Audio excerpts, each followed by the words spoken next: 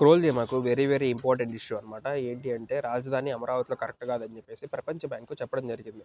2014లో Sivaramakrishna committee మనం స్టేట్‌గా divide అయినప్పుడు ఏదైతే శివరామకృష్ణ కమిటీ ఏసి రాజధాని ఎక్కడ కడితే కరెక్ట్ అని చెప్పేసి అప్పుడు సెంట్రల్ గవర్నమెంట్ కమిటీ ఏసింది మనకి. ఆ కమిటీలో సెంట్రల్ గవర్నమెంట్ చెప్పింది ఏంటి అంటే అమరావతిలో క్యాపిటల్ కరెక్ట్ కాదు అని చెప్పేసి శివరామకృష్ణ కమిటీ వాళ్ళు ఇవ్వడం జరిగింది. అయినా సరే మేము క్యాపిటల్ అమరావతిలోనే కడతామని చెప్పేసి స్టేట్ గవర్నమెంట్ వీళ్ళకంటూ ప్రత్యేకంగా ఒక కమిటీ వేసుకొని ఆ కమిటీ ఇచ్చిన రిపోర్ట్ ప్రకారం వీళ్ళు వెళ్ళారు.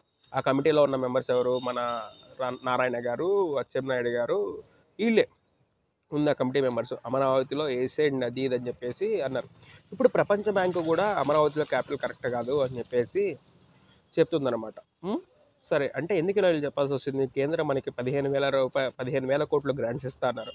అందుకోసం చెప్తున్నారా? లేకపోతే అవి ఇవ్వకూడదని చెప్తున్నారా? ఎందుకు చెప్తున్నారో మనకైతే ఏమంత క్లియర్ ఇన్ఫర్మేషన్ లేదు. మొత్తానికి అమరావతిలో క్యాపిటల్ కట్టడం అనేది అయితే నాకైతే కరెక్ట్ కాదనిపిస్తుంది. ఎందుకంటే అది హైలీ అగ్రికల్చర్ ల్యాండ్. ఓకేనా? ఆంధ్రప్రదేశ్లో రైస్ బౌల్ ఆఫ్ ఇండియా అని పేరుంది. క్యాపిటల్ అనేది ఎక్స్పాండ్ అవుతూనే ఉంటుంది. హైదరాబాదు 1,00,000 ఎకరాల వరకు ఉంటుంది. ఇప్పుడు ఆల్మోస్ట్ ఎక్స్పాండ్ అవుతూనే ఉంటుంది. బెంగళూరులో కూడా 2,00,000 ఎకరాలు ఉంటుంది. ఓకేనా? ఇలా ఎక్స్పాండ్ అవుతూనే ఉంటుంది. నీకు 33,000 ఎకరాల్లో నువ్వు సింగపూర్ కడతారని నాకు అర్థం కాక అడుగుతాను. 33,000 ఎకరాల సింగపూర్ అయిపోద్దా?